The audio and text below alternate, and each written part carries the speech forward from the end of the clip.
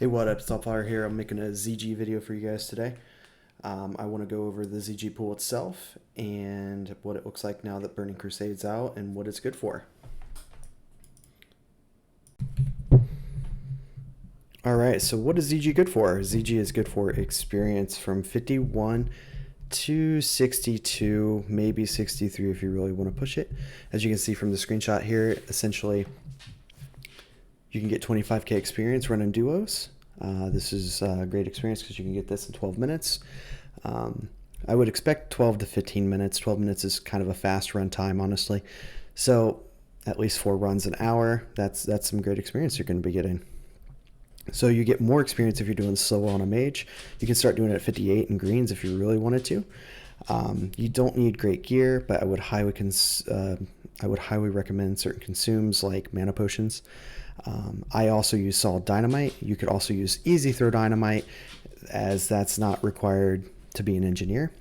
That just helps speed up the run a little bit. It helps get some extra damage in between your flame strikes and your blizzards. You're also going to need light feathers for this run, so you're going to need light feathers to slow fall between certain locations. Any other consumes for spell power, I would highly recommend, and if it's possible, I do like doing the Sansa pots for speed, but it's not necessary. Alright, without further ado, let's go ahead and get into a pool, and I'll kind of walk you guys through a pool. Not sure if you guys are familiar with how the ZG pool worked before. So some things have changed, most of it stayed the same. Especially if you've provided the 11-pack pool, that's basically what I'm going to do today. So I'm going to go over the 11-pack pool, kind of what it looks like, and I'm boosting my own Paladin to get him from 54 to 58 for that he can start Outlands. So I'm starting the pool the same way that you would normally do it. You kind of pull the axe thrower for that your alt can get over, or whoever you're boosting can get over to the safety rock in the middle of the waterfall. And other than that, I'm just going to go and book it over to the safe spot right now. Nothing has really changed here. It's still the same, except I take a different path than other people. I'm going to cut left here, and I'm actually going to go over to the tree root. This is also a reset spot. And you can just ride up with your mount. So it's nice, simple, easy. And I'll just wait here till I drop combat. Now, there's some very important changes here that I want to go over. It's super important, the timing of the pat to the right and the bridge. So with the invulnerability potions gone, with Noggin, Fogger, and all that, timing is more important than anything because it's a lot harder to recover now. So you're going to notice me, I'm kind of sitting here, I drop the combat, I'm looking for the Zerker, I'm going to mark him up because I have to time the Berserker across the way with the pat on the right side. So I'm going to go ahead and toss a mark on him now. He's got the square, I'm going to jump over, and this activates the path that's going to walk through here. The thing to remember is if you don't do this, you're going to run into them on the bridge later and it will wipe you. So it's super hard to recover. There is a few ways I've actually scrambled before and got through, but it's just so much easier to mark them. Now, the timing is critical here. So I'm going to get up here. I'm going to wait for that pat to get closer to the hut that I'm next to. If I start the pool before the hut, even though the Zerker is technically in a place now that I could go ahead and pull, if I do that now, I'm going to run into a lot of issues. So for right now, I just sit on the root and I wait. Once the pat to my right gets close enough, right in front of the hut, I can go ahead and begin the pull. Now, I've had to wait different variations, so I just noticed that it's close to me, so I can go ahead and start the pull. I've waited different variations here. Sometimes the Zerker's at the beginning, sometimes he's at the end, and sometimes I just barely get by him. And another thing to note here, guys, you see me casting Slow Fall. This is a big change in TBC. So you're going to notice that you can actually bounce off things, and it's just a lot different. So I am very careful here. I typically remove slow fall as soon as I'm done, but I'm just going to slow fall down to the ledge. And typically as soon as I land, I click it off. I don't want it anymore. You can also make a cancel or a macro for it. I left it here because the timing was so low on it anyway. So I go ahead and pull the Crocs all the same. I still have plenty of space between the Zerker. I come up to the top. Now, it's important to stay to the right here. It'll also pull everything on the left. And you come up on the Tiger pack, and you can see I just loop in. I get in front of that Tiger. There's actually 2 different spawn packs there that you have to pull. You jump off this cliff, do a slow fall.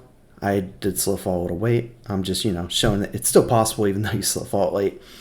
So actually I come over here to kind of buy myself some time for that pad on the bridge. They're actually moving slow right now, so I could technically keep going. But if you get too far ahead of these guys, or the mobs that you've already pulled, some of them are reset. So it's just easier to kind of gather them up here. I'm going to jump into the water, go across, blink, pull this croc, and I'm just going to keep doing the pull forward. Make sure you hug the left wall. These crocs are going to pull on you. When they get close enough, you just nova them in place and keep moving. So up here, you guys have probably seen people do this a few times with the tree root. You can blink through it still. What I did notice is the pathing is a little bit different. These crocs are faster. It used to be that if you would jump on that root there, that they would go up the root. They no longer do that. So I just jump over the root now as well. I don't always blink through it because sometimes I miss the blink just barely, and it's not worth it to me to die doing that blink. So I've pulled the croc, and I'm just going to go ahead and jump and slow fall over. I pulled the pack to the left. You're going to notice I blink and then nova instantly. I collect them all up. I get up the hill. So when I get up this hill, I'm actually going to wait on all the crocs to kind of gather up and start chasing me up here, because if I go to the right too quickly, I could run into issues with them hitting me in the water. So I let them start kind of coalescing, coming up, getting close to me. And you'll notice I get really close to the Zerker and actually have to cut early.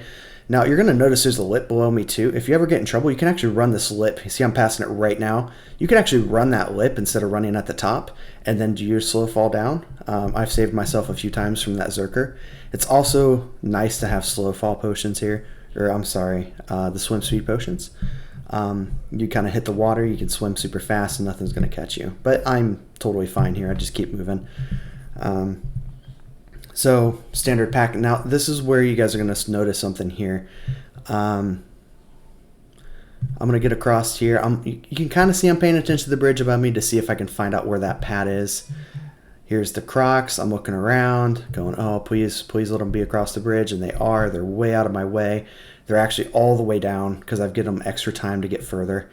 I'm going to turn around here and I'm going to freeze these crocs. It's important to let all these mobs actually get on this bridge. If you don't let them get on the bridge, they'll cut the hill early and they'll meet you at the bottom when you jump down. So I'm back at my original tree root spot that I started at. And then it's important to slow fall and kind of aim for the middle here, because what you're going to want to do is counterspell these guys to the right to pull them, or fire blast if you're close enough. I'm going to take this first hit from the croc. They're all going to collapse on me, and I'm going to blink through them. I nova. I click off slow fall, because jumping this corner with slow fall, you can actually bounce off and end up in the water, and the mobs will catch you. So right here, there's a place where you can go right or left of that tree. If you have the soul flares on the temple there that are close to you, it's better to cut left because that'll prevent the crocs from cutting the corner of the temple. I would go ahead and cut right. It's just faster for me, and the soul flare wasn't there.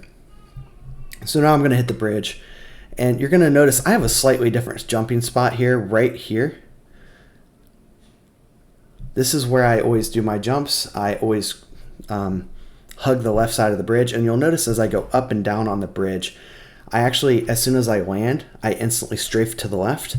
I don't have a turn bind on my keyboard. It's all just strafing. So like my WASD, A and D are actually my strafe.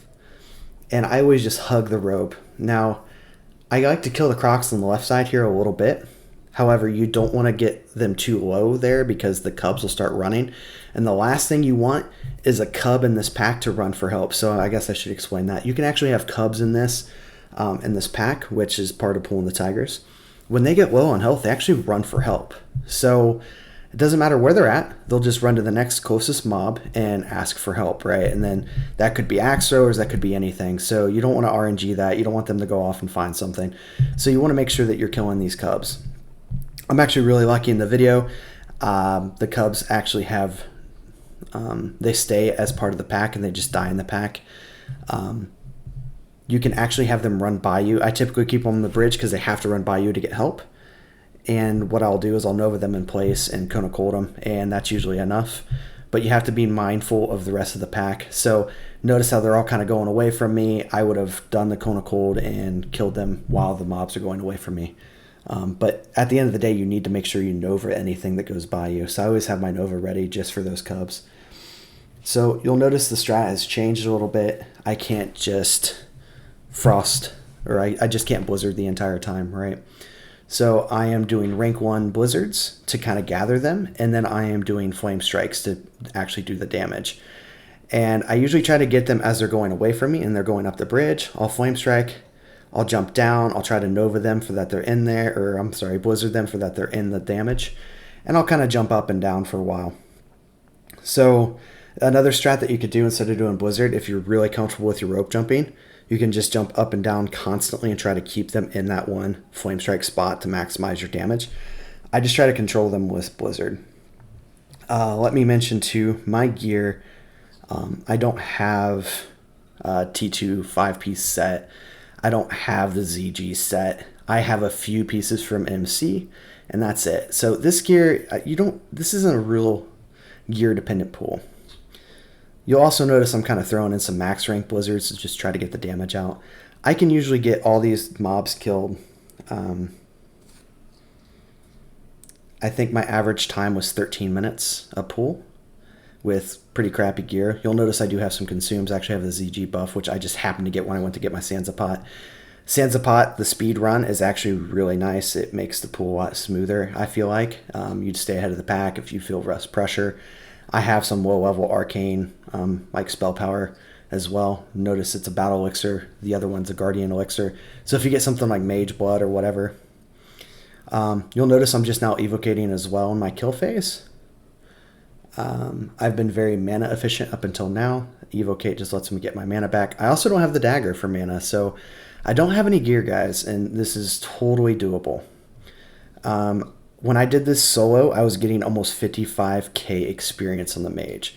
So if you wanted to level from 60 to 62, 63 in here, it's viable doing solo pools for yourself. Now, I was going to cut this out of the video, or I was going to do a different video here, but you'll notice I actually fell off the bridge. And I wanted to show you how I recover it. So I go to my normal tree route, I come over, and notice I take this wide U shape. That's to gather them up for that I can Nova them, and then blink away.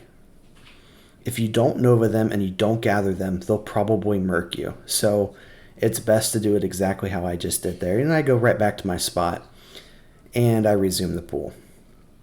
So it is totally recoverable if you fall off the bridge, or if the mobs, for whatever reason, sometimes you'll notice that the crocs will just keep eating at you. Or it's like, oh, you jumped up on the rope, but for whatever reason, one or two of them, they decided that you look like dinner. It's usually because when you jump up on the rope, you can actually clip it and you're not actually all the way up, and one of them is smart enough to realize that you're not all the way up on the rope. And the best thing that you can do when that happens is to jump in the water and do what I just did. So my mage is getting 55k for a solo run. I actually have my paladin in here, and my mage is leveling with my paladin at the same time. And my mage was averaging about 30k-ish a pool, and my paladin was averaging like 27k. He's lower level, he gets less experience until he gets a little higher. It's totally doable, it's totally quick. You can actually, I think on the server right now, a lot of the mages are charging like 70 gold for a solo pool, and they're charging like 50 gold for duos. So you could be making 100 gold a run. And you can do these in 13 minutes. If it takes up to 15 minutes, don't be discouraged. That's probably about normal. Even at 15 minutes though, right? You're going to be doing 4 runs an hour. That's almost 400 gold an hour. That completes my run. I just go through here and I loot everything. There's lots of greens and bijous and coins. They don't really go for anything anymore. The coins also don't give experience anymore, so don't think that that'll help you in leveling. If nothing else, it's just for the rep. So I kind of go through here, I get all my stuff, and that kind of concludes the pool. If you guys have any questions about the video, please leave some comments. You can find me on my Twitch channel, Twitch TV/Altfire, and that's Altfire with a 3 at the end. I'm always happy to do free coaching as well, so if anybody wants to learn how to do these mage pools, I am available to help. I have a Discord as well that you can join. You can find that on my Twitch channel. I am wasting a whole lot of time just sitting here. I think the entire pool took me exactly 13 minutes on this, right? So I could do a little faster, but this is still really good experience. So this is a total valid leveling if you wanted to level from 60 to 62 doing this until you can get the slave pens and start doing slave pens. It's good experience. So please, if you guys like the video, like and subscribe below.